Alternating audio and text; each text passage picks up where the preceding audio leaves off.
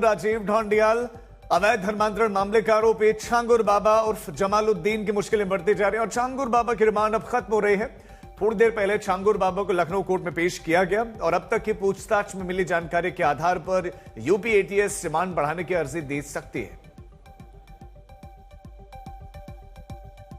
छांगुर बाबा की रिमांड आज खत्म हो रही है और अवैध साम्राज्य के बारे में जानकारी और तमाम चीजों के बारे में जानकारी ले रही है पुलिस। मुझे आप पर आरोप है धर्मांतर के, क्या कुछ कहेंगे? आपके ऊपर इसमें गंभीर आरोप लगे हुए हैं। हम बेकसूर हैं, हम कुछ नहीं जानते। आप जो है सुनिए, मुझे आप पर आरोप है धर्मांतर के, क्या कुछ कहेंगे? आपके ऊपर इसमें गंभीर आरोप लगे हुए हैं। हम बेकसूर हैं, हम कुछ नहीं जानते। आप जो है सुनिए,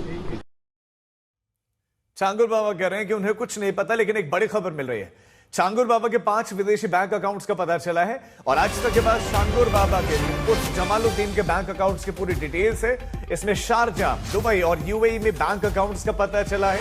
इन बैंक अकाउंट्स में कितना कैश का ट्रांजैक्शन हुआ, इसकी डिटेल अब ईडी निकालने में जुटी हुई है। तो ये बड़ी खबर आपको देते हैं, शारजाह, दुबई, यूएई में बैंक अकाउंट्स का पता चला है। हमारे संवाददाता अरविंद ओझा हमारे साथ जुड़े।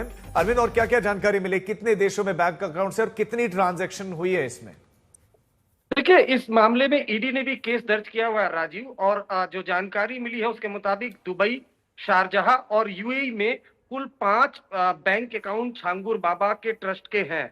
और अब इन विदेशों में जो बैंक अकाउंट है, जिसमें एक्सिस बैंक है, कुछ यूएई के बैंक है, उसमें कितने पैसों का ट्रांजैक्शन हुआ, ये ईडी जानकारी जुटाने में लगी है। चूंकि मामला भारत से दूर विदेशों का है, इस वजह से जो बैंक में कितने पैसों का ट्रांजैक्शन हुआ, इसकी डिटेल्स आने में वक्त लगेगा। वहीं अब जो छांगुर बाबा उसकी मुश्किलें इसलिए बढ़ रही हैं क्योंकि एटीएस की कस्टडी पूरी हो चुकी है। अब जो इन्फोर्समेंट डायरेक्टरेट है, प्रवर्तन निदेशालय ईडी, वो अब छांगुर बाबा और उसके करीबी नवीन की पुलिस कस्टडी लेने की कोशिश में है। आज एप्लीकेशन लखनऊ की अदालत में दाखिल की जाएगी क्योंकि ईडी को जानकारी मिली है कि छांगुर बाबा का जो करीबी है नवीन, उसके अकाउंट में 50 करोड़ से ज्यादा का ट्रांजैक्शन हुआ है।